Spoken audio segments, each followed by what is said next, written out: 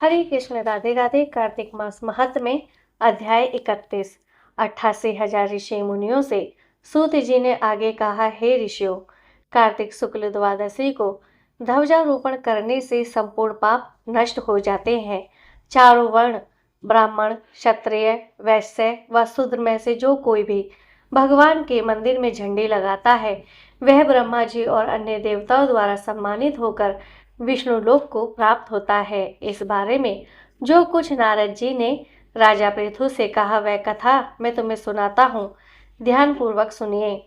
देव ऋषि नारद जी ने कहा, हे राजन, इस संबंध में एक अत्यंत प्राचीन इतिहास सुनो। बहुत पहले सतयुग में सुमति नाम एक चंद्रवंशी राजा था, जो भगवान का परम भक्त था। सप्त द्वीपों में उसका शासन था। उसकी रानी सत्यवती भी ईश्वर भक्त और अत्यंत पतिव्रता थी। वह भगवान के सामने नृत्य करती तथा कार्तिक शुक्ला द्वादशी को भगवान के मंदिर में ध्वजा बांधा करती थी। एक दिन विम्भांडक ऋषि वहां पधारे। राजा रानी ने उनका अत्यंत आदर सत्कार किया। उन्हें ध्वजारोपण करते हुए देखकर ऋषि ने कहा, हे राजन, भगवान को प्रसन्न करने के और भी अनेक साधन हैं, तब आपके इस ध्वजारोपण में इतनी श्रद्धा क्यों है? यह सुनकर राजा ने कहा, हे मुनि, इसका अत्यंत अद्भुत एक इतिहास है, जिसे मैं आपको सुनाता हूँ। राजा ने कहा, पूर्व जन्म में मेरा नाम मालिनी था। मैं ब्राह्मण होकर भी द्वेषी, कुकर्मी, महापापी तथा वैश्यागामी था। इन कुकर्मों के कारण मेरे बंधु बांधवों ने मुझे घर से निकाल दिया। इसके पश्चात वन में जाकर मैं एक टूटे फूटे विष्णु मंदिर में रहने लगा। मैं वन में जीव जंतु तथा मृग मारकर अपनी उदर पूर्ति किया करता था। एक दिन विंध्याचल पर्वत पर रहने वाली कोकिलिनी नाम की एक निषाद कन्या, जिसने अपने पति को मार दिया था, भूख से व्याकुल होकर वहां आई और मेरे पास रहने लगी। संयोगवश कार्तिक शुक्ला द्वादशी को हमने एक कपड़े को बांधकर झंडी सी बनाई और दोनों मदिरा पीकर झंडी हाथ में लिए सारी रात भगवान की मूर्ति के सम्मुख नृत्य करते रहे। नृत्य करते रहने के कारण प्रातःकाल हम दोनों की मृत्यु हो गई।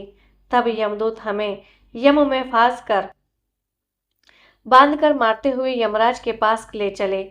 उसी समय विष्णु भगवान के दूत विमान लेकर वहां आ गए और यमदूतों को धिक्कारते हुए बोले कि तुम सिर्फ पापियों को यमपुरी ले जा सकते हो, धर्मात्माओं को नहीं। इस पर यमदूत भी क्रोधित होकर बोले कि ये दोनों महापापी है, जीवन भर इन्होंने एक भी पुण्य कार्य नहीं किया है, इसी कारण हम इन्हें यमपुरी ले जा रहे हैं। तब विष्णु पार्षदों ने कहा कि यह अत्यंत खेद की बात है कि तुम्हें धर्म अधर्म का तनिक भी ज्ञान नहीं है। यह ठीक है कि जीवन भर ये पाप कर्मों से लुप्त रहे, परंतु कार्तिक शुक्ला द्वादशी को इन्होंने भगवान के मंदिर में ध्वजारोपण तथा नृत्य और गायन किया है। इससे इनके संपूर्ण पाप नष्ट हो गए हैं। अतएव ये विष्णु लोक जाने के अधिकारी हैं। भले ही इन्होंने अनजाने में यह सब कार्य किया। इसके पश्चात विष्णु पार्षद हमें विमान में बिठाकर विष्णु लोक में ले गए। अपनी कथा समाप्त करते हुए राजा सुमित ने कहा, पूज्य ऋषिवर, अनजाने में ध्वजारोपण का ऐसा फल है, तो श्रद्धा पूर्वक कार्तिक शुक्ला द्वादशी को ध्वजारोपण करने से जितना फल प्राप्त होता है, उसका वर्णन नहीं किया जा सकता। इतनी कथा सुनकर विमांडक ऋषि तप करने चले गए। कार्तिक मास महात्म्य अध्याय 31 यहीं पर संपूर्ण होता है। कार्तिक मास अध्याय 32। महाराज पृथु ने नारद जी से निवेदन किया कि हे मुनिवर, अब आप कृपा करके कार्तिक मास के व्रत के उद्यापन की विधि सुनाने की कृपा करें।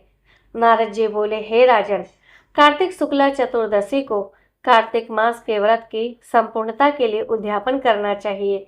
संपूर्ण घर में गोबर का चौका लगाकर तुलसी के ऊपर मंडप बनावे। द्वारों पर मिट्टी के 4 द्वारपाल स्थापित करें, जिनका नाम पुण्यशील, सुशील, जय तथा विजय रखे। फिर तुलसी के समीप सर्वतोभद्र चक्र बनाकर उसके समीप पंचरत्न युक्त कलश स्थापित करें। श्री लक्ष्मी नारायण की सोने की मूर्ति बीच में रखकर फिर नवग्रह, उपग्रह, 10 दिक्पाल तथा पंचलोकपाल आदि स्थापित करें। सबसे पहले स्वस्ति वाचन करें। फिर गणेश तथा विष्णु आदि देवताओं का षोडशोपचार पूजन करें। भगवान को पीले रंग की सुंदर रेशमी पोशाक पहनावे तथा सैया दान करे। फिर ब्राह्मणों को भोजन करावे और गौ की पूजा करके गौदान करें।